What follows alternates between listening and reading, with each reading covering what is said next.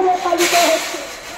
मेरे बुजुर्गों और मेरे भाइयों और बहनों, आप लोगों से ये आवेदन है, ये गुजारिश है कि हमारे निरपेक्षता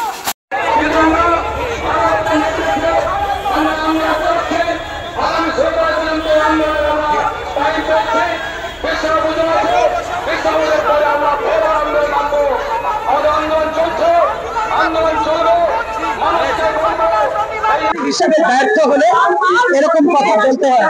এমনই পুলিশ মন্ত্রী উনি যে একজন ছাড়া আর কাউকে রাস্তা চেনাতে পারলেন না। এতদিন ধরে কি করলেন? ওনার আগে পদত্যাগ করা উচিত।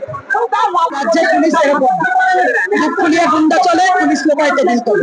আমাদের রাজ্যের পুলিশ এরকম দলদাস পুলিশ তো, আর সেই কারণের জন্য তথ্য প্রমাণ লোপাটের চেষ্টা করেছে, সেমিনার রুম ভাঙতে চেষ্টা করেছে, তাদেরকে কিচ্ছু বলেনি।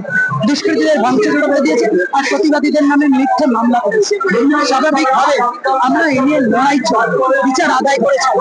আর এই দিনই করে